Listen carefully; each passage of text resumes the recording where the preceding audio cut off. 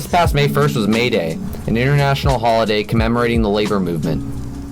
May 1st was chosen by communist and socialist parties in the late 1800s for International Workers' Day. It memorializes the Haymarket Affair, a riot that occurred in Chicago following the bombing of a labor demonstration. The LA March was smaller than years past, but the turnout still had a low estimate of 15,000. It featured over 100 unions, dozens of political organizations, and speeches by city leaders like Mayor Eric Garcetti. With the exception of one, these interviews were conducted on the south lawn of LA City Hall after the march had ended. Things had simmered down by this point as most activists and spectators mulled around chatting after a long, hot day. Collected here are the thoughts and impressions of some of the participants. Of course, I had to ask people how they felt about Trump. Melvin Farmer is a prison reform advocate who was sentenced to 35 to life in prison and has written about his experience in a book titled The New Slave Ship, A Ship That Does Not Sail. He was representing the organization Unity in the Community. You brought up Trump. What do you think about Trump? Oh, well, it go both ways. At one time, everybody was for the Democratic Party, and then Trump and them campaign was crying the Republican Party because they didn't think he won. Now Trump don't won. Now the Democratic Party. It doesn't affect me one way or another. I'm worried about cleaning my backyard first to where I can walk free. Trump doesn't affect me. ISIS doesn't affect me. Another country doesn't affect me. I'm affected by walking right from here, worrying about if my life's going to get taken on U.S. soil, whether it be by police, by a civilian, by a gang member, it's by the justice system. So I'm trying to survive over here. Let's clean up our backyard first, and then let's go for whatever happening else over there. Sure. I asked Jordan what his message was to Trump supporters. Jordan is a 20-something and supported Bernie Sanders in the 2012 primaries. This dude's not in your corner. I know it seems that way, but he really does not care about you. If you step out of line for 1 second, he'll cut you off so quick. He's not into dialogue. He's not into conversation. He's just into power. And I think a lot of people have been fooled. Anthony Ratcliff is an instructor at Cal State LA and a member of Black Lives Matter Los Angeles. I asked him why he decided to participate in the march. I'm here because I believe that May Day is an important holiday.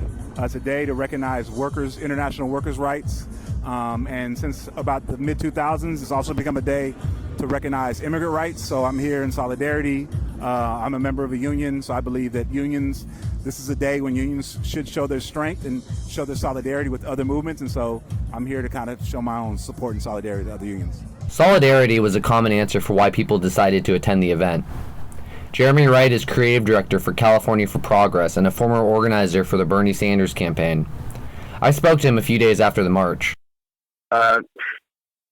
For us, it was definitely, we were honoring the historic theme of May Day and centering on labor and workers' rights and immigration as a large part of that because, labor is fueled a lot of low end, day labor kind of work is done by immigrants. So that was kind of our the big onus of our march was to shine a light on the power of the individual laborer and how when we come together we're even more powerful. Why are you here today? I'm just down here to support the Latinos and people that stand up for their rights, those that are oppressed, because a lot of times we don't come out and support others because they might have a different cause. And we have to quit doing that. The turnout was great here today. 2 days ago on the 29th, we did Reginald King, the Reginald Denny incident over there on Florence and Normandy with Mr. King after he got beat up, Rodney King. We was with his wife, his daughter, his brother Juan, elected officials, had the Future Fest. So it's all coming about because it's coming to a point now to where we see we have to come together to come as one, regardless of the race, creed, or color. That doesn't matter right now. We have to stand up and fight for what's right. United, there's no profit right there. Right. You got to be divided.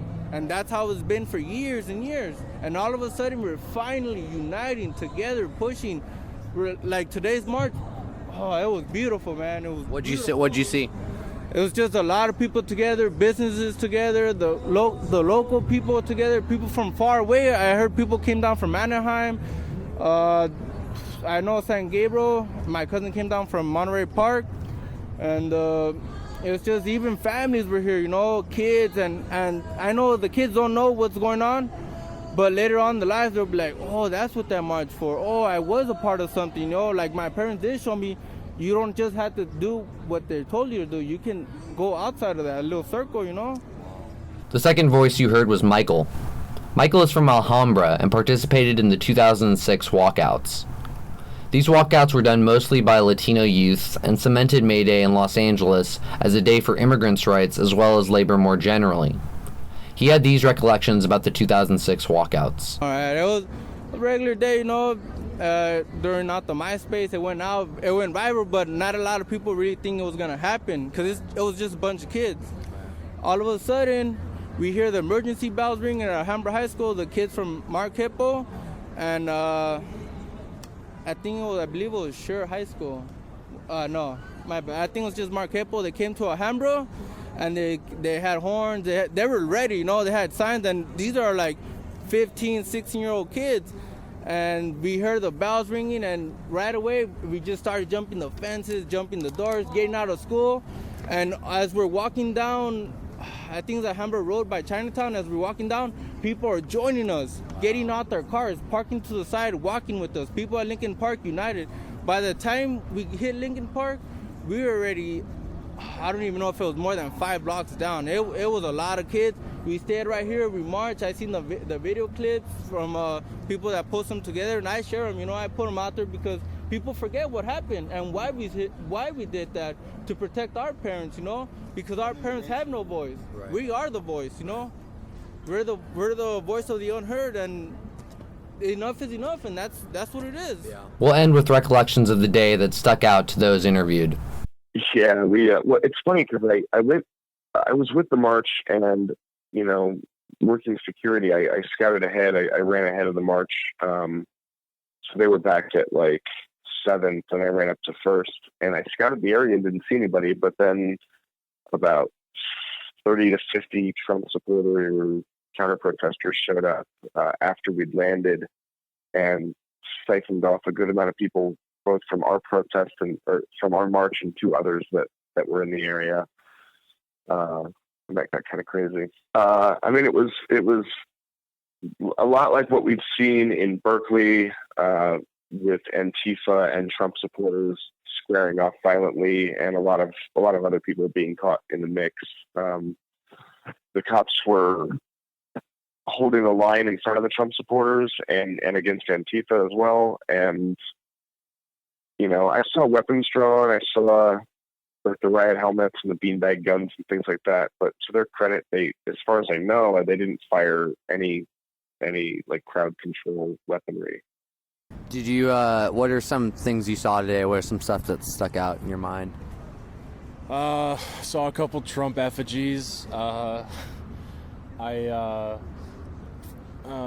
saw this trans woman that was like dancing, and there was pretty much like the pro-Trump protesters, and I don't even know if they're pro-Trump people or they're just like trying to, you know, cause a riot or something, but trolls just hanging out. But they were over there, like maybe 150 of them, and then of course on the other side of like a line of police standing shoulder to shoulder were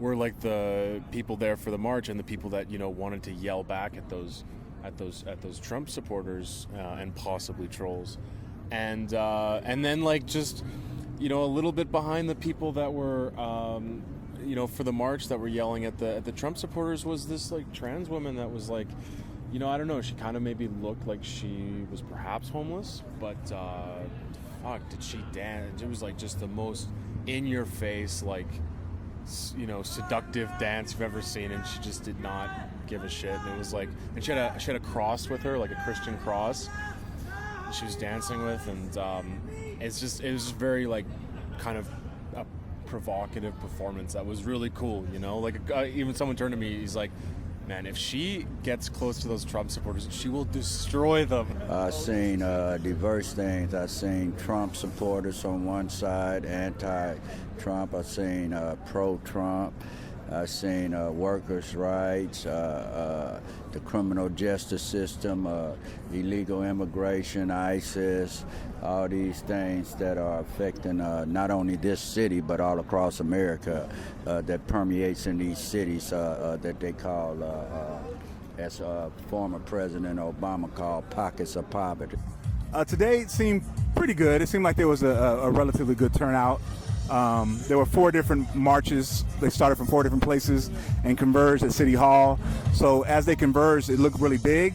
However, I think the City Hall, they had a stage and they had a bunch of, mainstream politicians and mainstream labor unions that kind of talked a very sort of narrow definition of what this day is about, like really kind of co-opted it and made it into something I think it isn't. So, like, while I like the people power, the fact that all these people are out here, it's always sad when you see, like, mainstream politicians and mainstream unions kind of turn it into a way that's about electoral politics rather than about the power of people. Really, what unions are supposed to be about is the power of people. And I think it's sad when you see the kind of co-optation of that.